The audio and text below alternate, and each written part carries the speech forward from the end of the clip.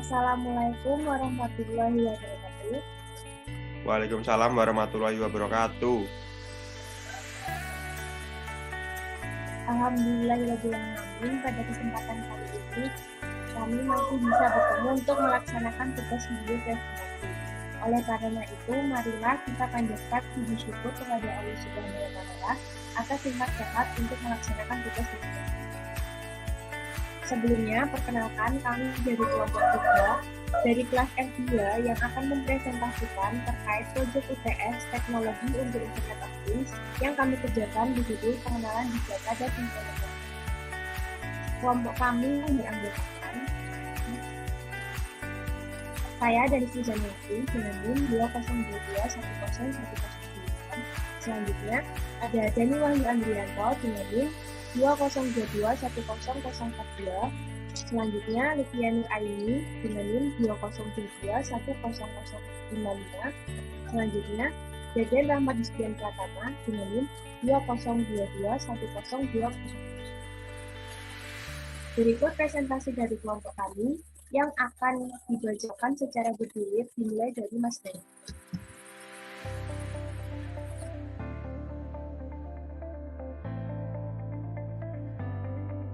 Assalamualaikum warahmatullahi wabarakatuh.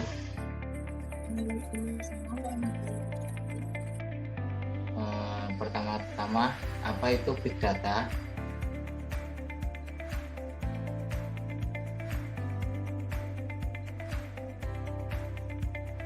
Big Data yaitu kumpulan proses yang terdiri volume data jumlah besar yang terstruktur maupun tidak terstruktur dan digunakan untuk membantu kegiatan bisnis. Big Data sendiri merupakan pengembangan dari sistem database pada umumnya. Yang membedakan di sini adalah proses kecepatan, volume, dan jenis data yang tersedia lebih banyak dan bervariatif daripada DBMS atau Database Management System pada umumnya. Apa ciri dan batasan dari Big Data?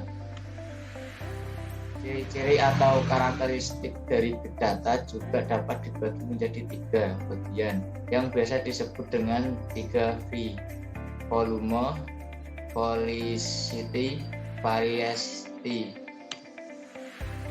Volume adalah ukuran data yang dimiliki oleh Big Data memiliki kapasitas yang besar. Anda dapat mencoba melakukan proses data dengan ukuran yang besar untuk dijalankan. Velocity adalah kecepatan transfer data, juga sangat berpengaruh dalam proses pengiriman data dengan efektif dan stabil. Big Data memiliki kecepatan yang memungkinkan untuk dapat diterima secara langsung atau real time. Kecepatan tertinggi yang bisa didapatkan langsung melalui aliran data ke memori apabila dibandingkan dengan yang ditulis pada sebuah disk. Oke, selanjutnya akan diteruskan sama teman saya.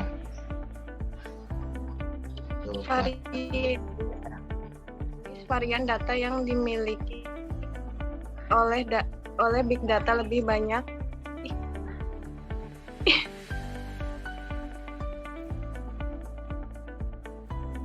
Variety jenis variasi data yang dimiliki oleh Big Data lebih banyak daripada database SQL. Jenis data yang masih bersifat tradisional lebih terstruktur daripada data yang belum terstruktur. Contohnya adalah teks, audio, dan video dan mengisikan secara langsung melalui tahap untuk dapat dalam sebuah data.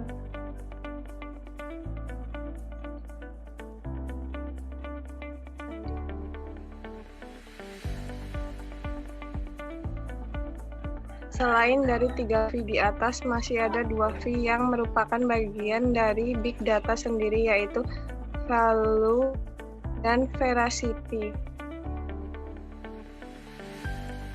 Value merupakan nilai atau aliran data yang tidak teratur dan konsisten dalam beberapa kondisi dan periode.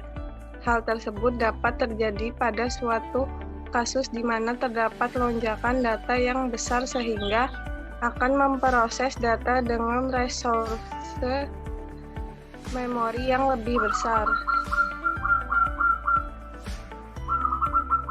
Veracity merupakan bentuk pembenaran suatu data, jadi mengacu pada kualitas data tersebut.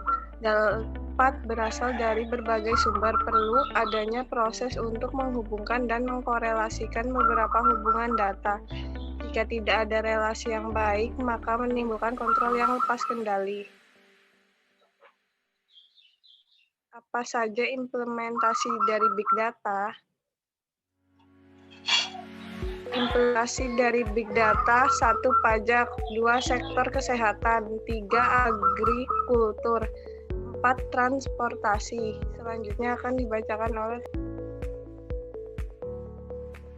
Oke, terima kasih waktunya kepada Saudari Lutfian Nuraini, teman saya. Oke, untuk selanjutnya ini akan saya bacakan presentasi dari kelompok kami, yaitu mengenai pajak, bisa saya bacakan. Big Data ini bisa meningkatkan pendapatan pajak negara, kesadaran masyarakat terhadap wajib pajak masih kurang. Hal tersebut membuat Ditjen Pajak tidak mampu memenuhi target seperti yang diharapkan. Nah, dengan mengimplementasikan dan menerapkan Big Data ini, Ditjen Pajak mampu mengambil data dari silsilah keluarga, kemudian bisa mengetahui barang apa saja yang dimiliki. Data lainnya yang bisa diambil oleh Big Data adalah jumlah kekayaan yang dimiliki, akun rekening bank, dan juga jenis pajak yang belum maupun sudah dibayar, semuanya akan bisa ditampilkan satu.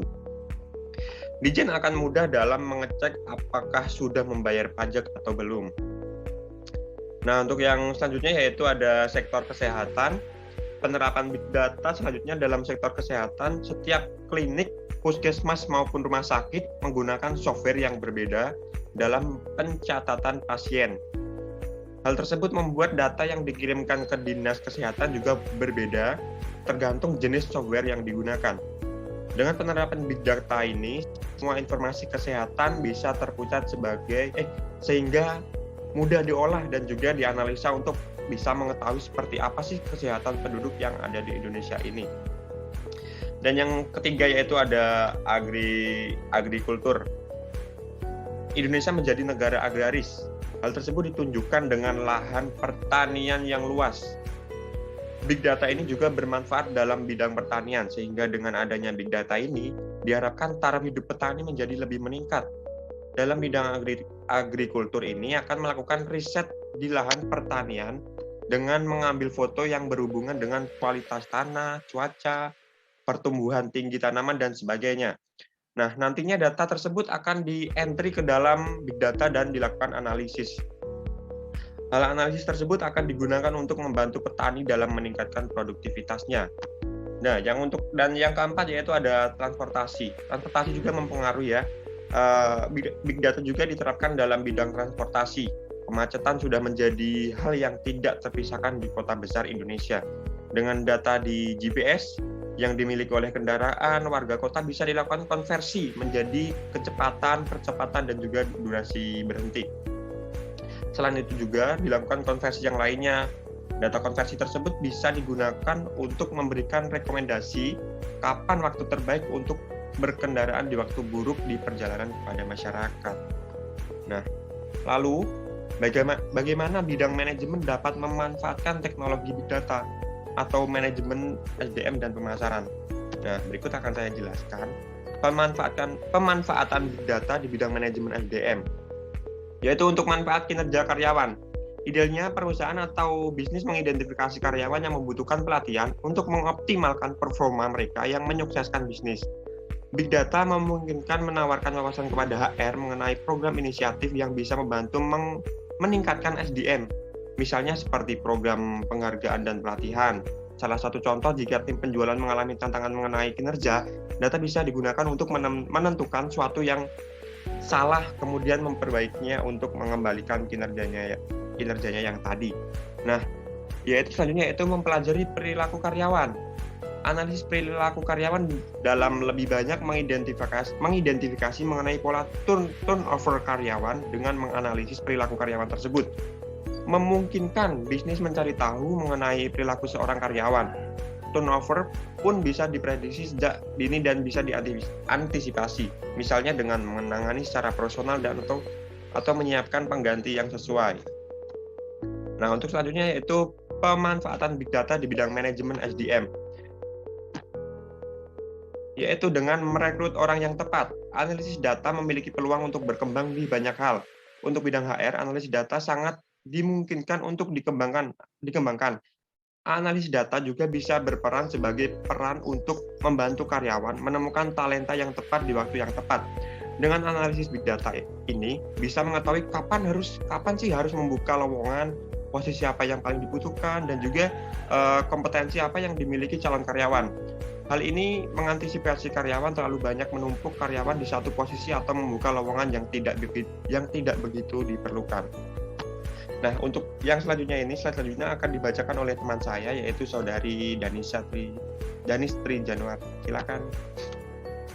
Selanjutnya, pengoptimalan media sosial.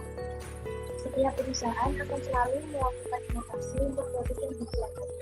Cara melakukan inovasi adalah dengan mengetahui tingkat kebutuhan dan penilaian bagi masyarakat. Salah satu manfaat dari big data mampu mengetahui berbagai permasalahan dan hal tersebut dengan cara mengoptimalkan fitur media sosial. Jadi, apabila terdapat pelanggan yang signifikan atau menuliskan yang buruk, maka perusahaan akan mengambil melakukan inovasi. Yang terakhir adalah mampu menarik perhatian dari pelanggan. Dalam suatu bisnis, pelanggan memang subjek utama yang ingin diberikan. Setiap perusahaan pasti berusaha untuk mengetahui tingkat kepuasan yang dimiliki oleh pelanggan. Tingkat kepuasan tersebut tentu saja dapat diperoleh dengan mengetahui apa yang dibutuhkan oleh pelanggan. Dengan menggunakan big data, perusahaan bisa melakukan analisis untuk setiap pelanggan yang melalui data yang diberikan.